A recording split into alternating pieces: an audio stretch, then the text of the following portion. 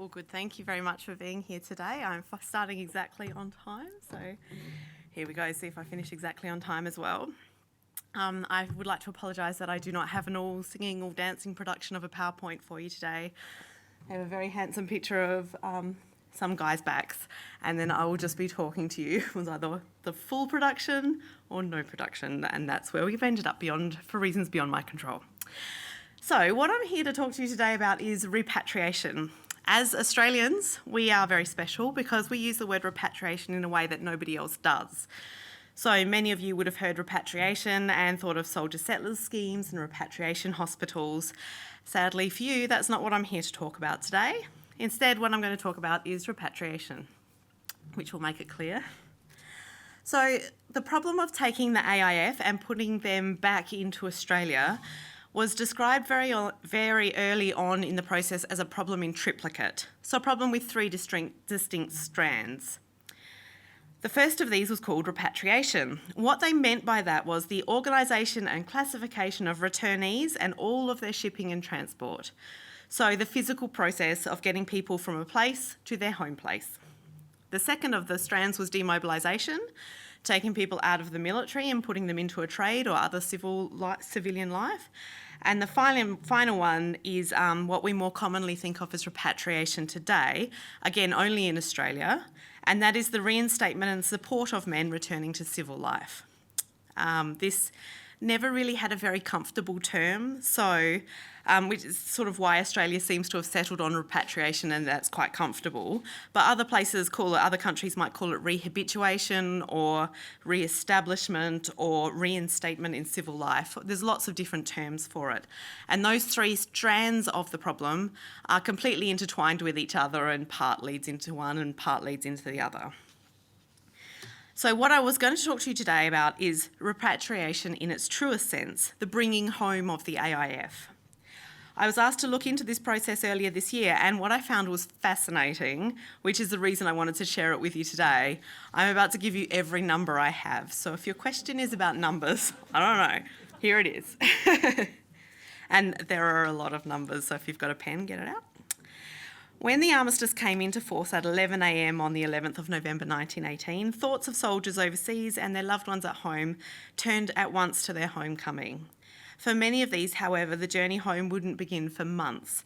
And I don't know about you, but I've always wondered about those months. It seems sort of unfair that men who were willing to risk their lives and had seen such shocking things should be left to languish overseas or, until the government or whoever got themselves into gear and got them sent home. But it's a really complicated process, like so much more than I had thought about before. Think about it like this. Australia had been transporting men and material to Egypt and Europe since late 1914. And so the work of sending the AIF home isn't actually just a case of taking this well-oiled system of shipping men and staff and turning it in reverse. But in theory, if you did that, you could take as long as 4 years to get them to go back. It was extremely complicated, and it had these epically global implications, and it was really slow. The last main transport home left England shortly before Christmas 1919, and the last members of the AIF wouldn't return to Australia until 1921. So here's my numbers, and the numbers are pretty staggering. When the guns fell silent, probably the best estimates were that there were 87,000 men in France and Belgium who needed to come back to Australia. A further 63,000 of these were in the United Kingdom. Many were in hospitals and convalescent homes and would conceivably need special care on the way home. Another 17,000 were in Egypt, Syria, and other minor theatres of war. And later on, they're doing all of this without computers, and the estimates go from those numbers to an estimated 24,000 more scattered amongst those places. There was also between 3,000 and 6,000 Australian men who went to England to work in munitions factories under various schemes. Varying numbers, a varying percentage of that number was eligible for free repatriation, and some had to pay their way home, and some the British had to pay their way home. Australian soldiers were marrying English wives at an estimated rate of 200 per month in the middle of 1918. And there's a pretty safe bet that there were plenty of kids as a result of that. All of those were eligible to come home. Even while the finer points of eligibility for a government-sponsored voyage home were being worked out, and I mean the questions are like, were fiancés eligible? Were widows eligible? Were Australian soldiers serving with the British or French forces eligible? There could be as many as 150 to 170,000 men, women and children requiring free passage to Australia and wanting it as soon as possible. And to put that in perspective, the troop ship Euripides could carry 2,340 men, 136 officers, 2,204 other ranks, along with 20 horses. So the officers' berths are the only things that will do for women. So they would be bringing home thousands of women, 136 at a time. Organisation behind the task of repatriation didn't begin with the armistice. It had been under serious consideration for months beforehand. As early as October 1917, it was suggested that all of these ideas flying around should be coordinated under an officer who was, he would deal with all the ideas, questions, fears, and compile everything into one central place where if you needed to know something, he would ask it. If you knew the answer, he would tell you it. Major Guy Sherrington was appointed to the role of Staff Officer, Repatriation and Demobilisation in February 1918. He'd already been working somewhat semi-officially in that role for months, and he would then be given the role to act as liaison between military authorities in all theatres of war overseas and the government in Australia. He began work with a really small staff, which grew over time, and was responsible for laying out as clearly as he could the various different parts and attendant complications of the task. Again, he didn't have to have the answer, but he needed to have the question. By trying to clarify difficulties with either the AIF or the Australian government in order to institute as many strategies as possible before peace was established, Sherrington hoped that the work of repatriation could just kick in and begin smoothly when it was needed. So those three facets of repatriation I mentioned earlier were recognised in the very beginning of that process, and all three were addressed to at least some capacity. With no idea when the war would end, the ability to put in place concrete plans was limited. But as AIF headquarters cabled to the Secretary of the Department of Defence early in 1918, they cabled, "The work of demobilisation may descend upon us suddenly, and it is essential that we be prepared to act quickly." Probably the response was, we will advise later, because that's what all of their responses were for everything. They were pretty frustrated with them.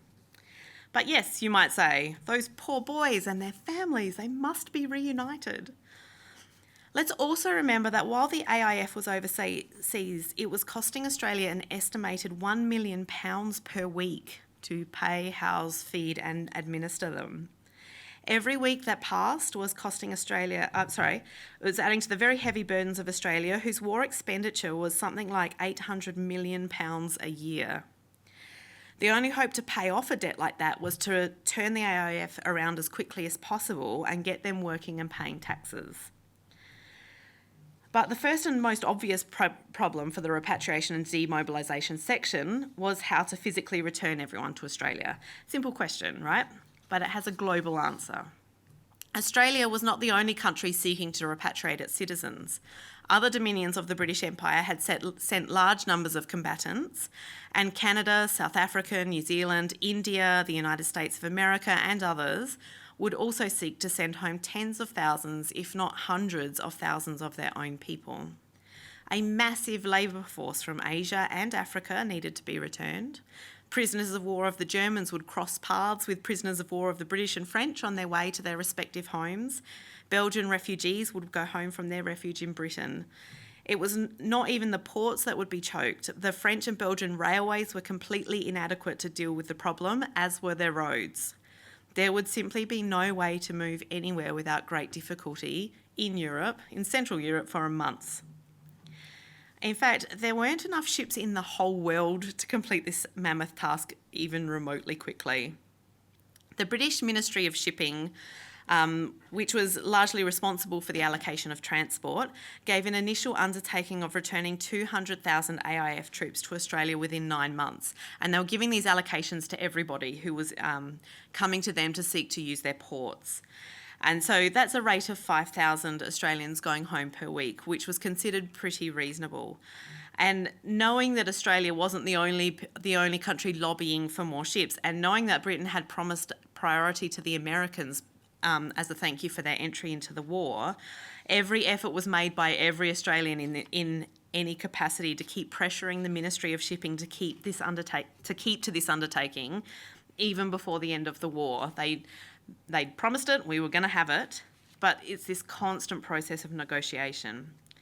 And possibly the best way of summing it up was Ernest Scott, the author of the Australian Official History volume devoted to the home front, noted that the Ministry of Shipping knew a surprising number of polite synonyms for "it can't be done at present." It's the worst office to work in, I could imagine. The Australian government did not own enough passenger ships to even contribute in any significant fashion to the task, so there was no choice but to wait on British authorities. But even while the Australians were determined to keep pressure on the Ministry of Shipping for their allocated 5,000 Australians per week, there was actually a sense in which this was too many people at once.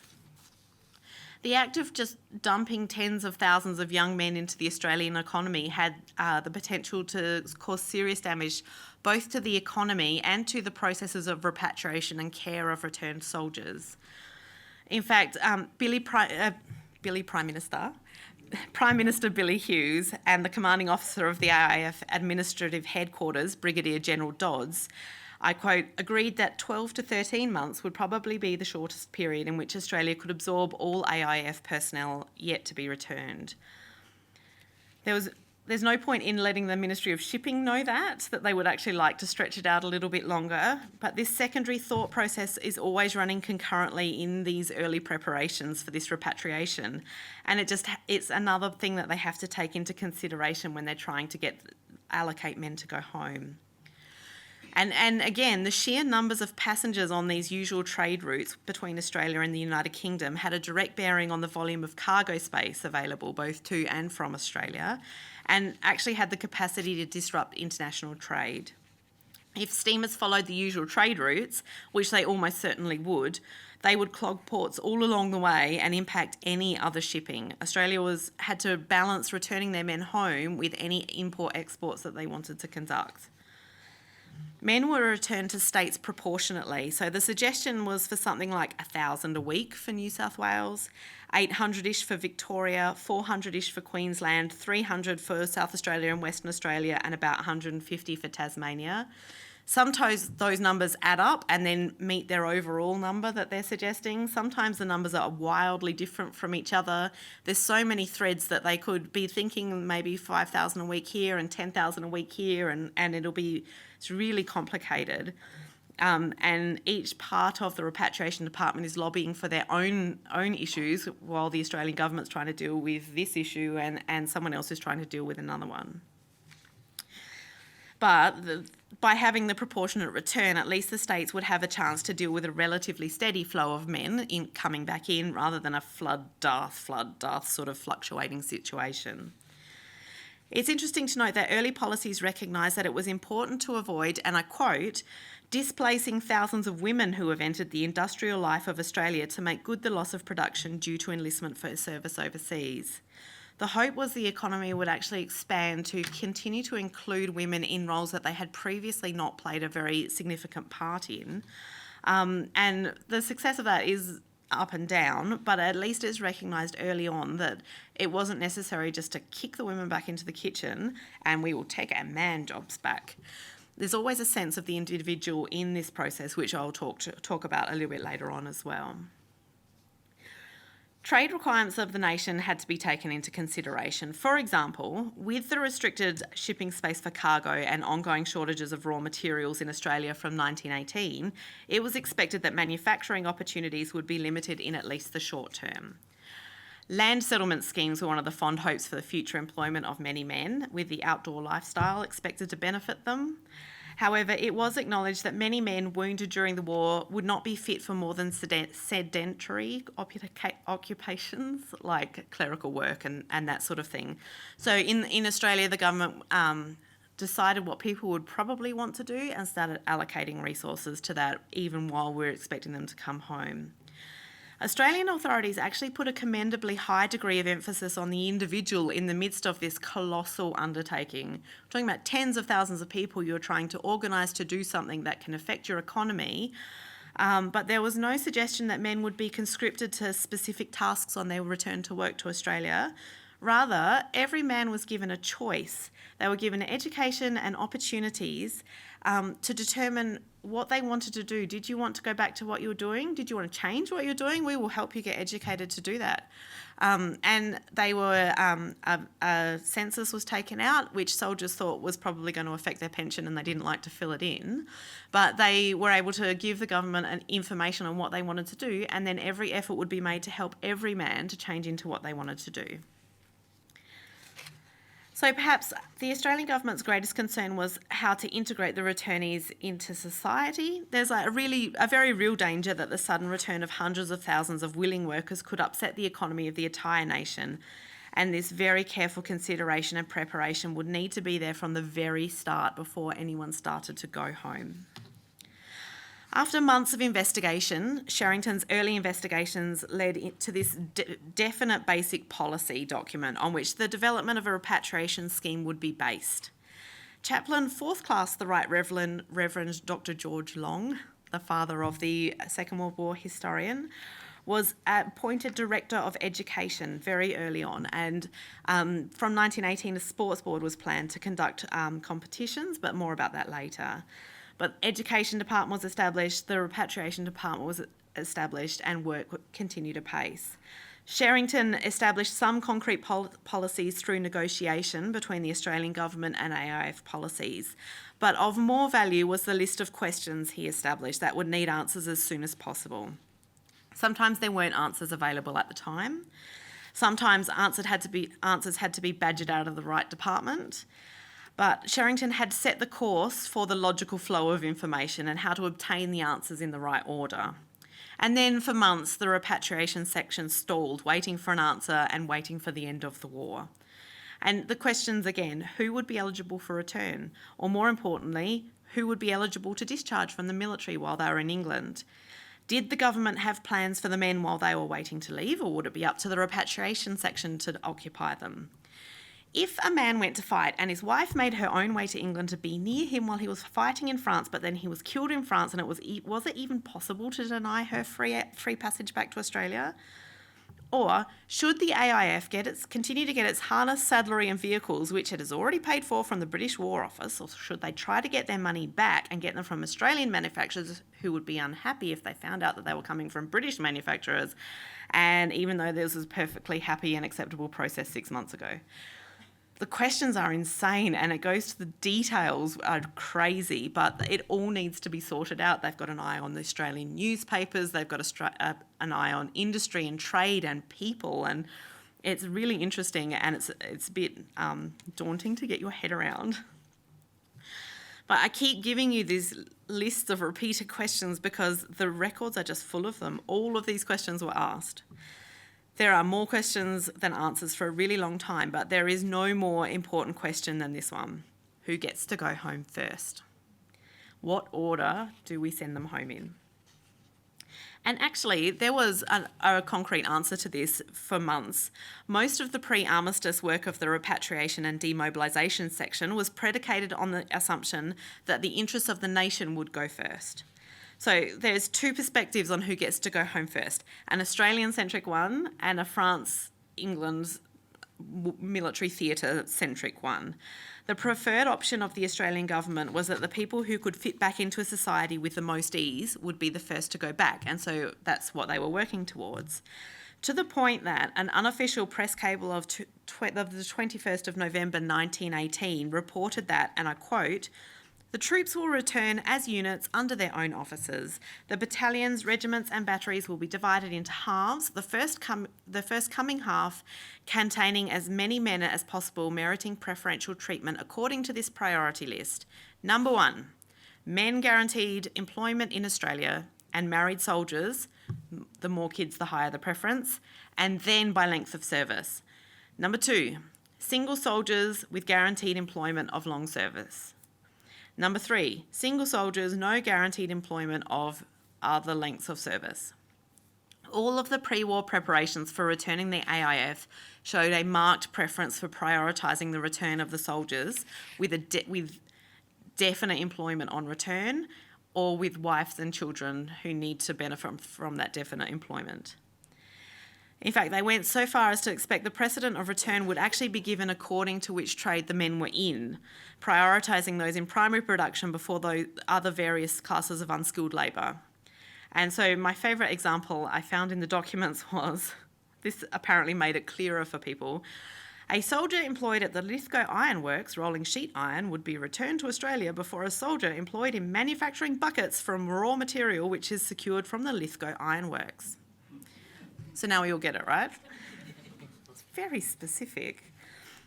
The Australian government was very jealous of the workforce that the AIF represented. And so it wasn't a straightforward matter, for example, to just get your discharge in England and stay. They wanted you home and they wanted you to work, and that's the order that they were going to bring you home in. Even if you'd lived your whole life in England, had migrated to Australia in August 1914, landed, found out there was a war, enlisted and turned around straight away, you were Australian and the Australian government wanted you back. They'd been paying for you for 4 years. You will come back and work. So you had to demonstrate that returning to Australia would, for example, bring significant hardship to yourself or your relatives, or there's a few other things you can support yourself. You sign off getting any pension from Australia ever, and signing off on those things would allow you to stay. The British War Office actually took an important and central role in the repatriation and demobilisation process for Dominion forces, but I should say they had enough problems of their own without trying to poach our guys back. By September 1918, the War Office had been arranging fortnightly conferences, including representation from each of the Dominion forces, to discuss matters of repatriation and demobilisation. The intention was that each Dominion should be fully informed regarding Imperial proposals and keep uniformly in line with the process of progress. It's important to note that even in September 1918, the end of the war wasn't clear. All of this planning is happening with people who do not know if the war is going to end tomorrow or in 1920. This series of conferences is a great chance to get other ideas from the other dominions, share plans. It's also a good idea to work out what concessions given to Australia would have to be carefully guarded from the other dominions. So there's lots of talk backwards and forwards about, you want to look out because Canada's going to pinch our boats. On the 12th of November 1918, the day after the armistice, a conference regarding the extension of the powers of the Repatriation and Demobilisation Section was held at AIF Administrative Headquarters in London. Within the week, Major General Brunel White had arrived and established the foundations of an expanded demobilisation department. 9 days after the armistice, Lieutenant General Sir John Monash, recently in command of the Australian Corps, took command of the Demobilisation Department, establishing this position between AIF headquarters in London and the Ministry for Defence and the Ministry for Repatriation in Australia. The war was over. Australia was going home. And I'll be honest, I'm not sure when or how the trigger was actually pulled. In late November, even while organising this advanced policy of repatriation, Monash was unsure when he could start. In fact, he suggested that the answer was, I quote, "clearly not until peace is signed." Even weeks after the armistice was signed, Monash is saying that, and I quote again, "GHQ is wisely emphasising the point that the war is not yet over, but that we must remain in a condition of readiness so that there can therefore be no thought of demobilising the army. No such thought can even be entertained until at least the peace preliminaries have been signed." When will that be? When the peace preliminaries were signed in mid-1919, the AIF was well on its way home. So whatever negotiation was going on there is somewhat outside of the scope of what I've done so far. It'd be interesting to know what was going on in Australia and how they triggered that return. But as far as the work of the Demobilisation Department went, it just seems to be a smooth prepare. Oh, it's the end of the war. Well, let's get everybody home. And by January, they're loading ships. Monash's meticulous organisation and his decisive nature was an enormous benefit to the monumental task of bringing everybody back. During his first week, the Demobilisation Department was greatly expanded and got new officers. by the 26th of November, a conference determined that Australia had ports at Southampton, Devonport, Liverpool, and maybe one more that were allocated to them. In France, they were allocated the ports of Le Havre with possible access to Marseille, and that was as far as they got. There was just these few small problems that they determined they would just need to work out. Where to put everyone in France and England, where to put all of their stores and equipment, what they would need and what they would need to get rid of, and what on earth they were going to do about the fact that Billy Hughes decreed that everyone had to get leave in Britain before coming home. That delays everything, and they'll get drunk. Despite earlier concerns about returning too many men at once, suddenly the Australian government expressed a wish that men should be returned at a rate of 10,000 per month for the first 3 months and 15,000 a month thereafter. How were they going to make that happen? See, more questions. There is always more questions. And then there's a panic, and then the question comes back, and it'll be, how are you going to return 3,000 men per month? And everyone's like, what? No. It's the same frustrations and clerical admin problems that we know now, that's still going on back then, but slower and with no computers. And the only answer is to chip away at the questions. Solve one, solve another one. One week you might have an extra ship available, the following week you might have 2, and then you might have none. Fresh and unexpected billets might open up. You could move some men further into the process of return. There were 1,000 strings, and the entire demobilisation department had to keep their fingers on all of them, adapting to change on a pretty much daily basis. What is interesting in this is the role of John Monash, because in all things, John Monash likes to over-explain his role in everything, and he sort of sold it like he organised the entire thing, which is certainly not the case. He walked into a very well-established repatriation section that he expanded. But he does bring a really important aspect to repatriation that I guess is more or less specific to him. Fewer people would be able to do. And that is that he's a really keen reader of men. He gives this address to divisional and brigade commanders of the AIF on the 26th of November, and he's trying to sum up the situation. And he says, it's such a good speech. He says, try to envisage the psychology of the man in the ranks today. He now has a confused and uncertain outlook. No one has yet spoken to him with any sense of definiteness. He asks, what is going to happen? Are we going to Germany? If not, why don't they send us home? There is a general feeling of uncertainty and unrest amongst the men. These are men who the week before thought they would probably die in a couple of months, Suddenly they've got a future, but they don't know what the future is going to be. Monash's primary concern was the management of tens of thousands of these confused and uncertain people in England, France, Belgium, and the Middle East. Far more than the impact their return would have on Australia. He's more interested in them where they are. And he was absolutely right. Left unchecked, he said, this feeling of uncertainty and unrest will in a very few weeks develop into something very much worse. So taking just the Canadians as an example, between November 1918 and June 1919, there were at least 13 examples of mass insubordination among Canadian troops awaiting repatriation. The worst of these happened on the 4th and 5th of March 1919 at their camp at Kinmel Park near Bodawithan in North Wales. For 2 days, 15,000 troops rioted after coal and food shortages, a lack of pay and inadequate accommodation. Monash was desperate to avoid this.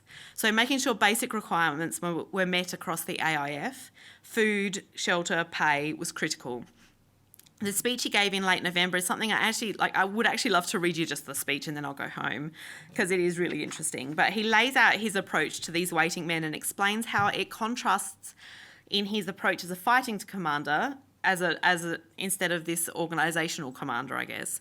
He says, and I quote again, every day that passes while that feeling of uncertainty and unrest continues, the men are slowly, from the psychological point of view, slipping from our grasp. And we ought therefore to take them into our confidence at the earliest possible moment. We ought to tell them all we possibly can as to the elements of the problems, as to the probable course that events will take, and as to what we hope in the course of time to be able to do for them. While part of his role as Corps Commander was to manage an element of secrecy, keeping his offensive plan secret until it was ready to filter down to the next level of command. Now he's throwing the gates wide open and managing the situation through openness and education. It's a really shrewd move. He openly says, "We want among the men to ensure the same attitude of cooperation and mutual help, and above everything else, we want to create in the minds of the men a lively sympathy for the difficulties of the whole problem. If we can achieve that attitude of sympathy, we will obviate 90% of the inevitable grumbling and dissatisfaction that would otherwise arrive." It's so interesting to read how Monash had deliberately shaped the thought processes of his men as a fighting unit in the Australian Corps. He said in his speech, "We created amongst them a fighting morale, which has carried them through the war victorious. We have succeeded in full measure in doing that. Is it too much to hope that by putting our hearts and thoughts into it, we can now equally well create a reconstruction morale? That is to say, an attitude of mind on the part of every man as regards his future duties to himself, to his family, and to his country." Monash gets men. There's a reason why he's super famous. He's very persuasive. So knowing that there would be a long waiting period for many, there had long been a policy of trying to make sure that that time was filled. There's always a lot of waiting in the military, but it's pretty hard to fill it with drilling and specialist training when the war is actually over. The Director of Education, George Long, wrote, "Before the AIF gets to Australia in its entirety, there will be a period of not less than 18 months with no fighting, no drilling and no work unless the AIF finds work for them. The primary question for the AIF is how best to utilise this period. A body of 150,000 men for a period averaging at least 1 year presents a big problem." Indeed it does. And they've seen that problem happen in Cairo 4 years earlier. This is also this period of waiting is also a really good opportunity. Monash saw hope that if they could, and I quote again, "concert measures here during the progressive stages of demobilisation to create without delay, first of all, a proper morale, and then the means and machinery which will enable our men to equip for themselves their future industrial life, we are going to render our nation a service which cannot be measured in money or in moral effect. Our men can be, and I believe it is possible for them to be, made valuable to Australia in the future and can make their influence felt industrially, educationally and politically." For all that Monash was a self-promoter, I think it's very fair to say that, he also wanted to promote his men. They reflected on him very well, but he really felt the best for his men, and it's no more evident than in his efforts to get them home and to get them to feel cared for while they were coming home and to get them to come home with something to do and to feel useful. The education section was based in military camps at Weymouth on the Dorset coast, and they ran courses in agriculture, industry, technology, business and commerce. They ran introductory courses to the civil service and courses designed to prepare a man for university if that's what he chose to do when he came back to Australia. Long and his department were extremely successful. At the time, Britain is also returning vast numbers of men into their workforce and struggling with it, so they weren't able to send as many Australians on work experience expeditions as they liked, but still men were sent around Europe to gain experience in the Danish wool trade or manufacturing concerns in France. Doctors visited hospitals in England, travelled all the way around to gain experience because they're really good at emergency surgery and wounds, but they're no good at babies, for example. So they're getting modern techniques to bring back to Australia. And by early 1920, nearly 13,000 soldiers and nurses went on to actually complete courses and become qualified, with thousands more participating in part-time or unfinished study. Arguably of equal importance to the education session was the establishment of a sports section. Being outdoors and participating in sport had long been seen as an important aspect of maintaining a healthy mind and body, and now it had the added bonus of keeping impatient, unoccupied young men tired and happy. It's interesting to think about who was serving overseas. Australia was not alone in targeting sportsmen in its recruiting drives. And suddenly, among the hundreds of thousands awaiting repatriation to their various homes, it was realised that quite a few of them had actually been really well known for their sporting prowess in the years before the war. And it just was too good a chance to have international competitions. He's so famous, I could play him in badminton. Major Sidney Middleton of the 19th Battalion was given command of the sports section, and he's super famous in his own right. He'd captained the Wallabies and was an Olympic oarsman. He retired from rugby to take up rowing, and then he was an Olympic oarsman. He was summoned to Corps Headquarters, probably in late November 1918, and he was told to sport hard. So he did. Even before the armistice was signed, an Army Boxing Championship tournament had been organised between British Dominion and American troops. That was set to go over the winter. Middleton didn't need much encouragement to expand into inter-allied competitions in rugby of both codes, Australian rules, as summer comes along, cricket, swimming, athletics, rowing. If people wanted to play it, and you had two of them, the sports section would support you, and competition flourished. Pretty soon there was a sports officer assigned at every level. There were company, battery, battalion, brigade, divisional and corps sports officers. There were 5 divisional sports officer, a corps troops sports officer, and the corps sports officer. Australia had representatives on a committee for the control of sport in France amongst all competitors. There were inter-platoon competitions, inter-company, inter-battalion, inter-brigade, inter-division, inter-corps, inter-army. Everyone wanted to play, and they wanted to play hard. It grew so big that the AIF Sports Control Board was put into place to try and keep this under control. In June 1919, the Henley Regatta was replaced by the Royal Henry Peace Regatta, and teams of oarsmen rowed out on the Thames. One of 2 AIF crews actually won, defeating other crews from Canada, France, New Zealand, America, Oxford and Cambridge. The King's Cup was presented to the crew by King George V, and it was obtained a few years later by the Victorian rowing team, and even today it's the perennial trophy that's still awarded to the winning state representative men's eights at the annual Australian rowing competition. These things are really important, and their importance continues on because men who have been fighting this war are really excited to just throw their hearts and souls into something else.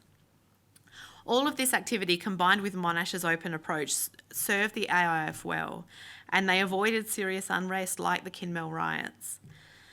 But there's one more key component to this relative patience. As soon as Monash took over, he decisively changed the approach to that all-important question of who was to go home first. Where the priority had always tended towards men who had jobs and families first, in order of service, it was changed to men who had served the longest, in order of who had jobs. The basic emphasis had changed from the interests of the Australian government to the interests of those trying to maintain order and a sense of patience in overseas theatres. It's now a famous concept that the egalitarian AIF was sent home on a first-come, first-home basis. But that was actually a close-run thing. There were very good reasons to do it the other way, but any other method of sending people home, Monash argued, would result in disciplinary issues among the tens of thousands of Australians waiting across Europe. And it's really hard to think that he was wrong. But materially assisted by the early preparatory work of men like Guy Sherrington, Monash was able to ably negotiate the maze of tasks and difficulties. One day he might be lecturing his officer on the use of returned soldiers to expand the Australian economy and pay back war debts one day. Or the next day he might be negotiating the purchase of saddle leather for use in staging camps the next. Both of those things happen pretty regularly.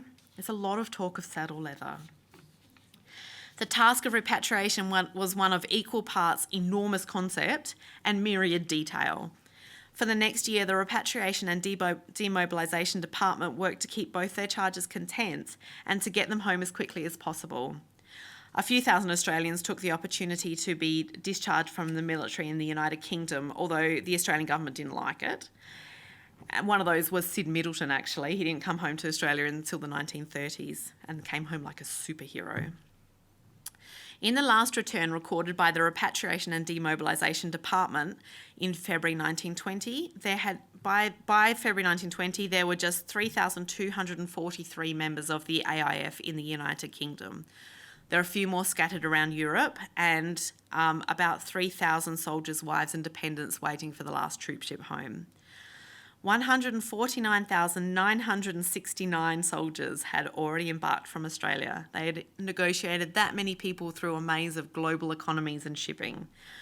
1,104 nurses had been returned. 16,626 wives and dependents had had their precious cabins to come home in.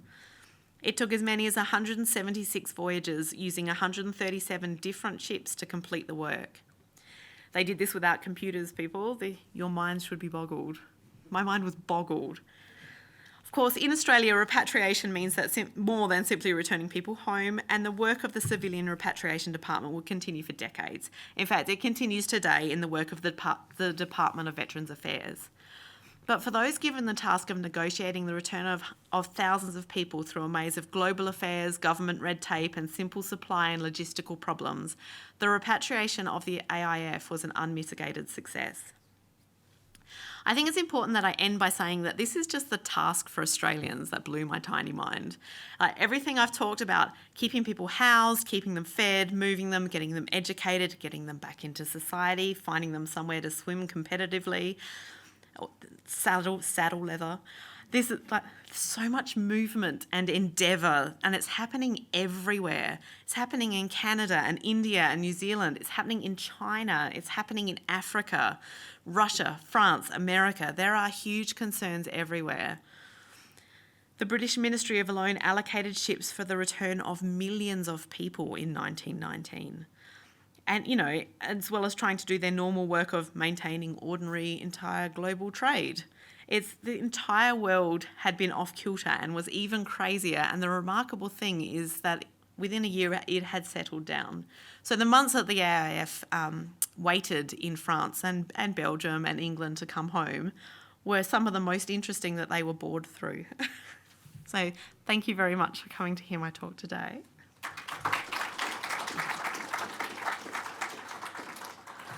Thank you.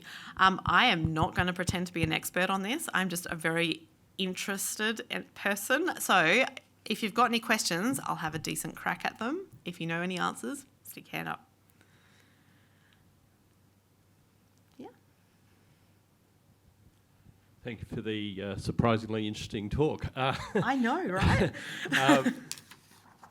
In terms of the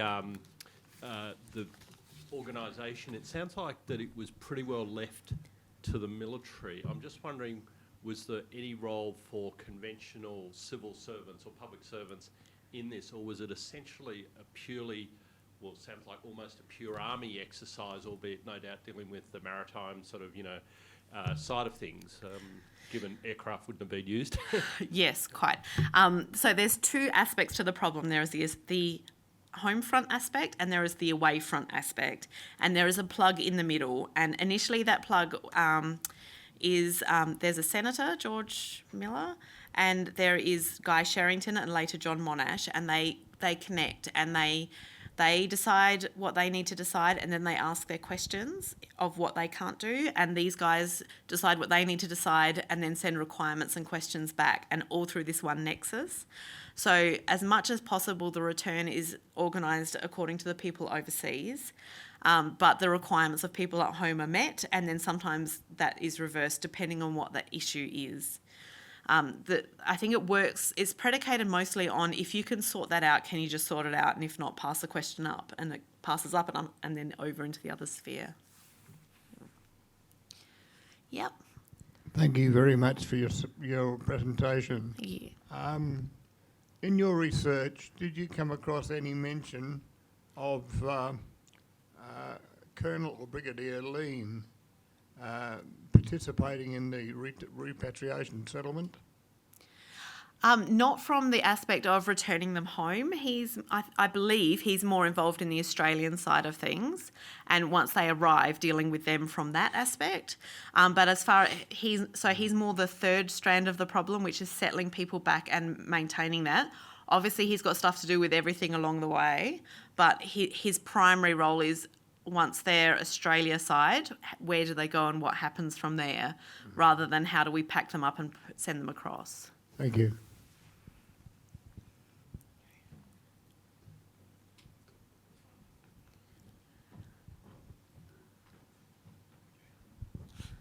My question is more a twofold.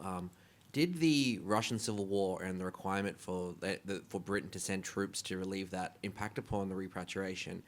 And did Billy Hughes's desire to bring home as many Anzacs as quickly as possible influence the repatriation? Billy Hughes wanting to be a superhero? Never.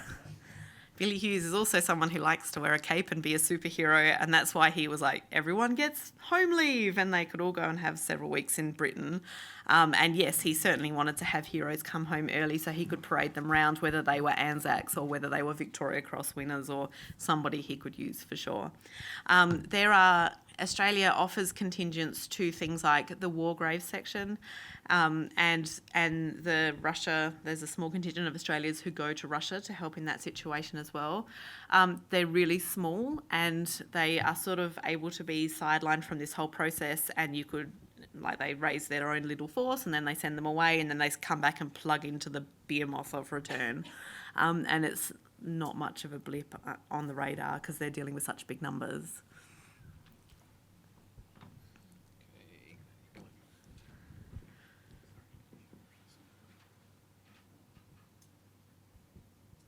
Thank you very much for the talk.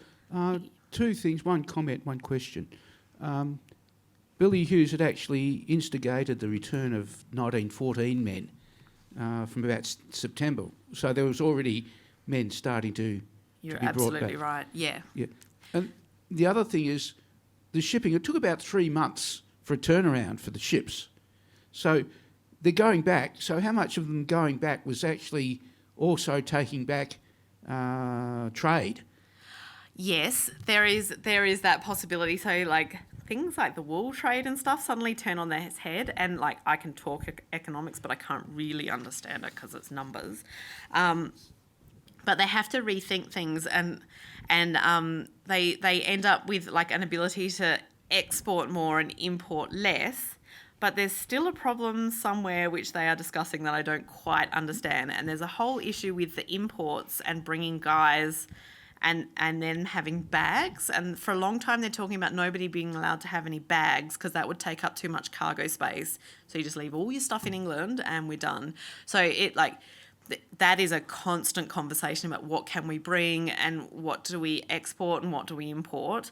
And it's very complicated and requires other places to need to buy your stuff and economics. As far as the Australia leave goes, that actually feeds into the question of when did they pull the trigger, because the Australia leave men who are already being fed back mask the point at which it seems to almost seamlessly turn into just everyday repatriation, because it took so long to give. There were actually enough men to take a while to give this leave to. So that sort of masks when the trigger is pulled, and suddenly you realise that these aren't Anzacs or these aren't Australia leave eligible men. These are repatriatees that are going home. And so that's part of the problem with identifying what that problem is.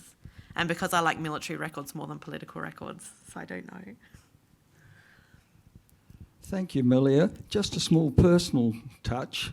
You mentioned Weymouth. My grandfather served 6 months in France in 1918, and his old man had been born in Berlin.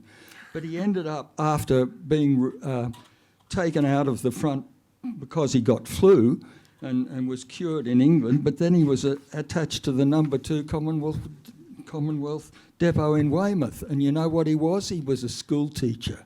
So I'll bet they used him in the education section. Yeah, absolutely. Once you're aware of all this stuff, as you go through your documents, you start to see things that are like, I've recently had a look at a few doctors, and in their documents are passes to go around hospitals in England for the purposes of education, and those little bits, or someone might be seconded to the Sports Control Board for a couple of months in 1919, and suddenly you realise actually a lot of people were doing this and taking advantage of this stuff. I bet he was, though.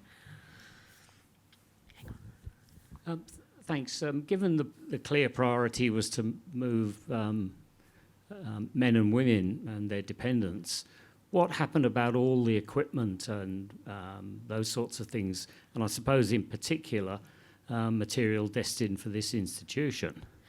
Yeah, that's also a very complicated issue, you'll be shocked to hear. Australia has been given an undertaking that the AIF is allowed to collect souvenirs. I'm not sure anyone realised quite how enthusiastic they would be about this process. When it stopped at the German tank, I think they were like, well, come on. Those things, you know, you've seen the collections of Monash with all of the stuff from 1918. Some of that stuff starts coming home quite early. Some of that stuff is stored in London for a lot of years and makes its way back over months, just when space opens up in the early 20s. And arrives when there's somewhere to keep it here as well, because it gets to Melbourne or Brisbane and then they just sort of chunk up places. So storage for the War Memorial has always been an issue, and storage of our collection has always been an issue in space.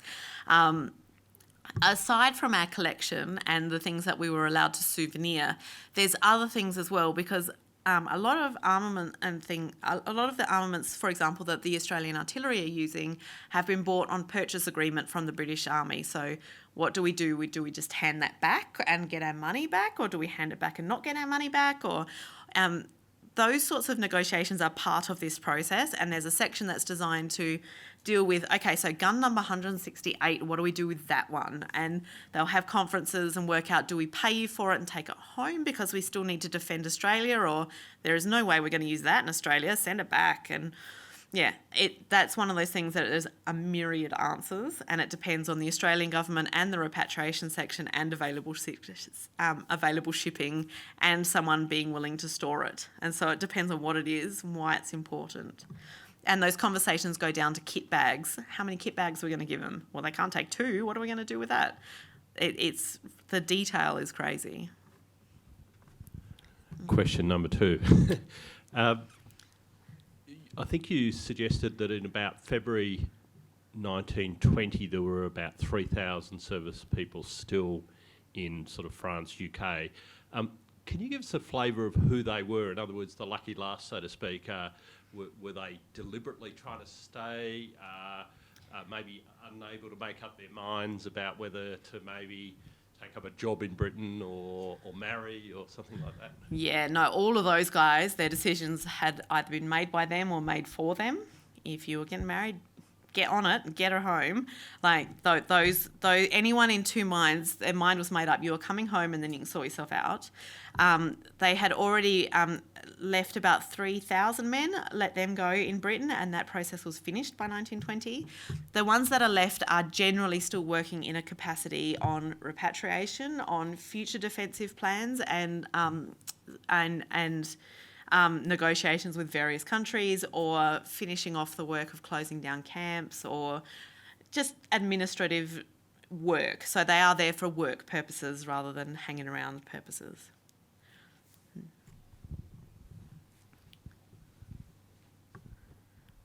And just a question about whether you know how many men sort of went absent and weren't able to be found to repatriate. I don't know. Not many though. There's lots of numbers, and occasionally it'll pop up with absconders. And we know there are men of the AIF begging on the streets of London and having alcohol problems and that sort of thing that are dealt with. But if they find them, they send them home. And I don't care about your trade now, get them home and we'll deal with them there. And so they clean up that sort of element as quickly as they find them, and just in case they nick off again. So there is a very small remnant of people. Mostly Monash's policy of keep everyone informed about what the problems are and how long you're likely to wait means that most people can manage. And the ones that are having, what we would probably ascribe as PTSD or problems fitting in are generally banged off home to be dealt with rather than left anywhere.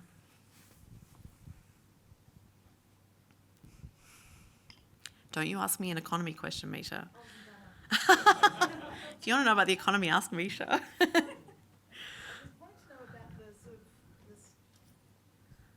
I wanted to know about some of the people that are processed, I guess, a little differently. What about, say, the guys who were banged up in Lewes Prison or blind and in beds in St Dunstan's? At what point do they sort of come home? In those sorts of situations, people requiring special consideration are the people who require special berthing on the ships.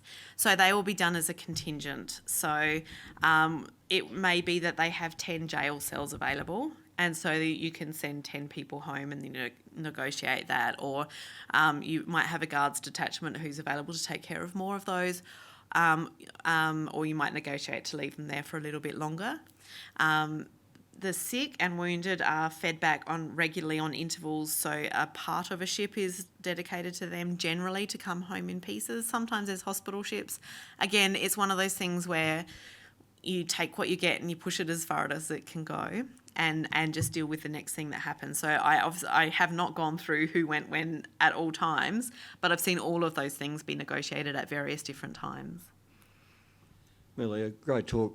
What happened with the Royal Australian Navy ships? Were they kind of held back to keep an eye on the German fleet in Scarborough Flow, or did they come back pretty early? I don't know about that so much. To the best of my knowledge, they remain with the British fleet for a lot longer than I expected, because there is a defensive thing to do. But the Australian government do want them back as soon as possible. So I'm not sure when that was negotiated, but well after Versailles, I would say. All right, well, I would say thank you very much again for coming.